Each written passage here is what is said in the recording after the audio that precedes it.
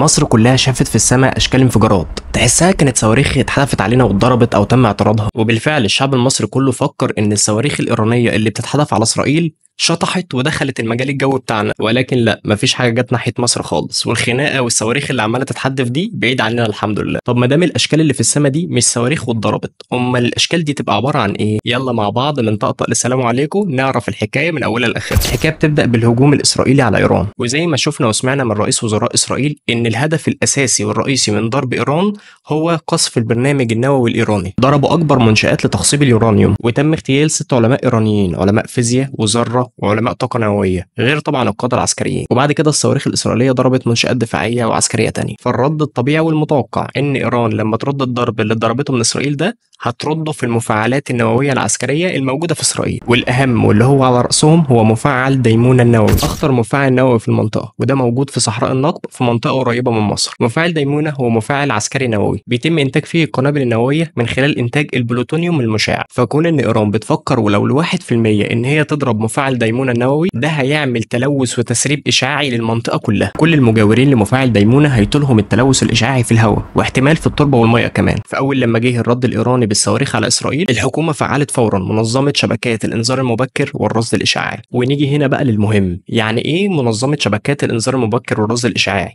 يعني دي بتشتغل ازاي ووظيفتها ايه؟ عندنا في مصر هيئه اسمها الهيئه المصريه للرقابه النوويه والاشعاعيه، ودي الهيئه اللي بتراقب الاشاعات في الجمهوريه المصريه كلها، ودي الهيئه المسؤوله برضو عن منظمه شبكات الانذار المبكر والرصد الاشعاعي. الشبكه دي متوزعه على كل محافظات مصر، وبتقيس باستمرار الاشعاع الخلفي او بما يسمى بالباك جراوند راديشن، وفيها نظام قياس دوسيميتر، ده بيقيس نسبه الاشعاع في الهواء والميه. ففي حاله قياس اي نسب اشعاعيه مش طبيعيه في اي منطقه، جرس الانذار هيضرب، وان المنطقه اللي حصل فيها تلوث او تسريب اشعاعي لازم يتم اخلاءها على الفور. فلما تم تفعيل الكشف من منظمه الرصد الاشعاعي ظهر لنا الاشكال اللي ظهرت في السماء اللي وكانها صواريخ يعني، لكن لا، ده هو ده الكشف عن التلوث الاشعاعي اللي موجود في الهواء، وده كان امر لازم ولابد ان هو يحصل علشان نقدر نكشف بسرعه مفاعل ديمونه ده اتضرب ولا لا، ونقدر نحمي نفسنا من الاشعاعات النوويه اللي هتتسرب للمنطقه كلها. ولكن نتائج الرصد الاشعاعي بينت لنا ان مفيش اي تلوث او تسريب اشعاعي حصل داخل مصر خالص، وان الهواء بتاعنا نقي زي الفل،